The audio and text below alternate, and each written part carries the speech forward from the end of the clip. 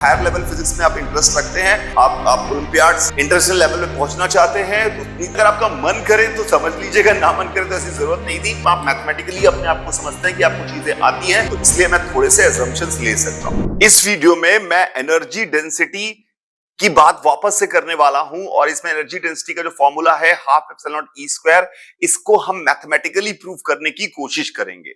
हमें पता है कि किसी भी स्टार सिस्टम की एनर्जी अगर हम जो हमने पढ़ा था उसके हिसाब से याद रखें तो उसकी एनर्जी जो होती थी U इज इक्वल टू, चार सिस्टम की एनर्जी होती थी सिग्मा हाफ QI VI, यानी QI इज द चार्ज और VI उस पॉइंट पर उसका पोटेंशियल है, वो QI VI उसकी एनर्जी होती थी। दुनिया में किसी भी चार सिस्टम की एनर्जी इतनी होती है, ये हमें पता है।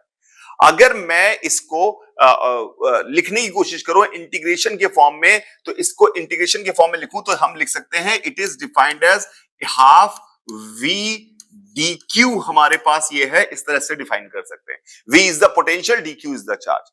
और अगर dq को भी मैं लिखने की कोशिश करूं तो मैं यहां पे लिख सकता हूं it is equal to half V rho, यहां पे V पोटेंशियल है और मैं वॉल्यूम को भी हमें रिप्रेजेंट करना है, तो वॉल्यूम को मैं एक काम करता हूं K से रिप्रेजेंट कर देता हूं ताकि कंफ्यूजन ना रहे। तो V रो dk, dk क्या है? dk is small volume, dk is small volume, जो एलिमेंट का वॉल्यूम है उसको हमने dk को स्मॉल वॉल्यूम कह दिया। अगर आप ये वीडियो देख रहे हैं इसका मतलब आप मैथमेटिकली अपने आप को समझते हैं कि आपको चीजें आती हैं, तो इसलिए मैं थोड़े से असम्पशंस ले सकता हूं। तो हाफ रो V dk हमारे पास एनर्जी स्टोर्ड हो गई। अब हमें गॉस लॉ का डिफरेंशियल फॉर्म हमें पता है। गॉस लॉ का डिफरेंशियल फॉर्म जो हमारे पास है वो होता है, हमारे पास पता है del dot E is equal to rho by epsilon not.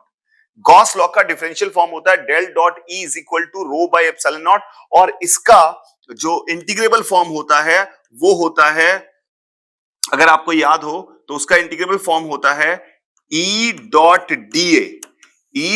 DA close interval close loop में it is equal to integration rho dx dy dz upon epsilon naught. ये हमारे पास होता है। तो ये del dot E equal to rho epsilon naught होता है और it is equal to integral rho E dot DA के बराबर होता है। ये इसके बराबर होता है। आई होप ये आपने पढ़ा हुआ है। अब ध्यान से समझने की कोशिश करिएगा, ये हमें पता है। This is what we know from the Gauss law, this is what we know from the Gauss law.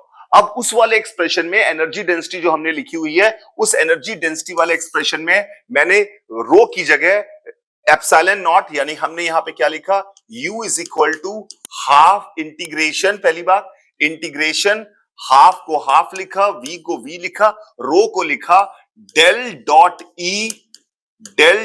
E into epsilon naught बाहर की तरफ, एप्सिलॉन नॉट बाहर की तरफ आ गया, इंटू dk, ये हमने लिख दिया।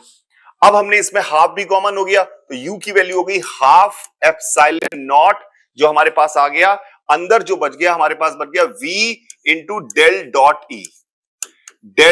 E हमारे पास बच गया, इंटू dk हमारा वॉल्यूम है जिसको dx dy dz कह सकते हैं। dk क्या चीज है?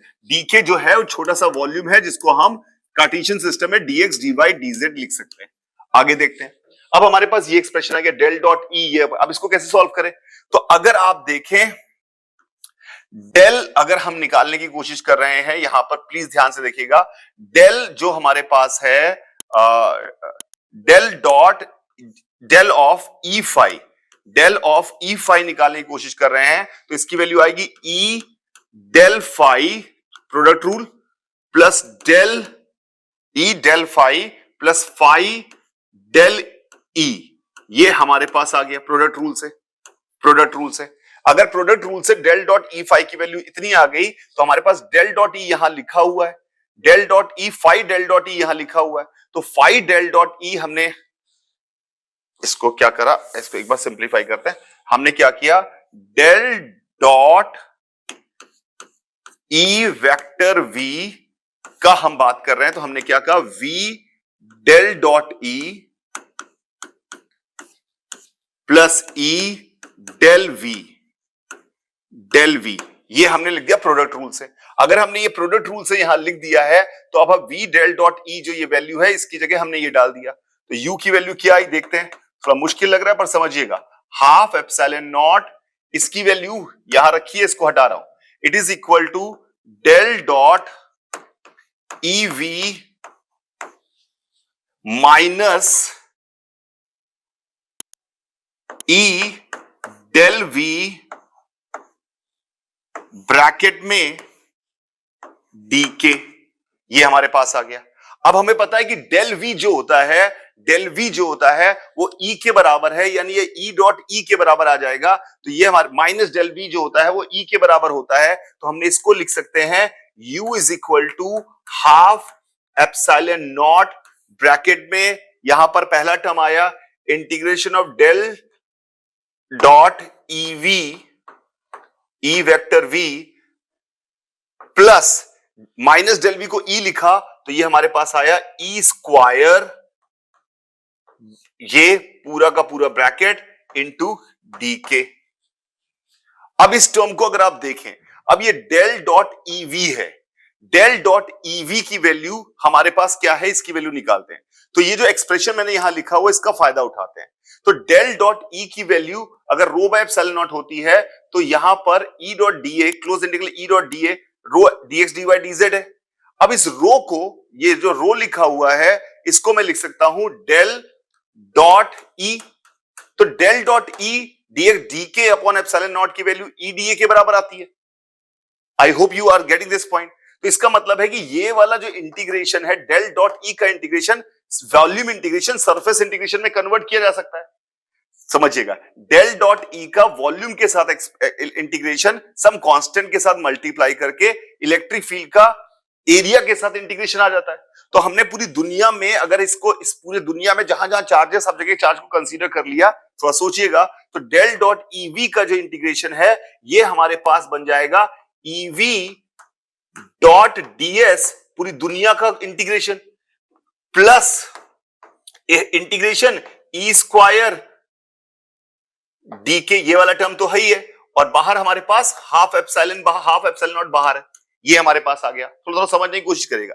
अब हमने कहा ये हमारे पूरे दुनिया का ये इंटीग्रेशन हमें पूरी दुनिया में सॉल्व करना है। अगर ये पूरी दुनिया में इंटीग्रेशन सॉल्व करना है तो हमने मान लिया पूरी दुनिया में हर जगह कहां कहां एनर्जी स्टोर है सबको देखते हैं हर जगह। तो इन्फिनिटी पे जब हम पहुंचे, पूरी दुनिया का कंसीडर मतलब इन्फिनिटी पे पहुंचे, तो जो ई वेक्टर है वो होगा 1/r² के प्रोपोर्शनल, और जो v होगा, ev जो होगा, v जो होगा वो 1/r के प्रोपोर्शनल। तो 1/ev जो वेक्टर है वो 1/r³ के प्रोपोर्शनल होगा, और एरिया भले ही इनफाइनाइट है पर वो r² के प्रोपोर्शनल होगा। तो इससे जो ये जो ev डॉट ds जो इस फ्लक्स जैसी चीज बाहर आ रही होगी पूरी दुनिया से, उसकी वैल्यू 0 होगी। वाई इट्स वैल्यू 0, समझने की कोशिश करें। e is 1/r², v is infinity पे चले गए, पूरी दुनिया का कवर किया, और v इज 1/r, और तो ये हो गया 1/r³ के प्रोपोर्शनल। और ds का इंटीग्रेशन पूरे एरिया में करेंगे तो वो 4πr² इंफिनिटी वाला r होगा, भले वो बहुत बड़ा है पर उसकी वैल्यू कितनी आएगी, 0, क्योंकि ये 1/r³ है और ये r² है, तो इनका प्रोडक्ट होगा 1/r का, और r टेंड्स टू इंफिनिटी है तो इसकी वैल्यू 0 आएगी। तो एनर्जी की वैल्यू जो हमारे पास आ गई वो आ गई u बराबर half epsilon naught E square D के क्या हो गया हमारा, डी हो गया वॉल्यूम।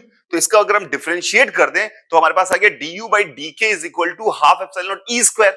इस इक्वेशन को डिफरेंशिएट कर दें तो du बाई डी के की वैल्यू कितनी आ गई, half epsilon naught E square. और this is how we can prove कि energy density at any point in the space is half epsilon naught E square. तो ये अगर आपका मन करे तो समझ लीजिएगा, ना मन करे तो ऐसी जरूरत नहीं थी। हाँ पर इंटरेस्टिंग है, थोड़ी मैथ्स अगर आपको आती है और हायर लेवल फिजिक्स में आप इंटरेस्ट रखते हैं, आप ओलंपियाड्स में इंटरनेशनल लेवल में पहुंचना चाहते हैं, तो इतनी मैथ्स आपको आनी पड़ेगी जितनी मैंने आपको बात कही। I hope it is clear.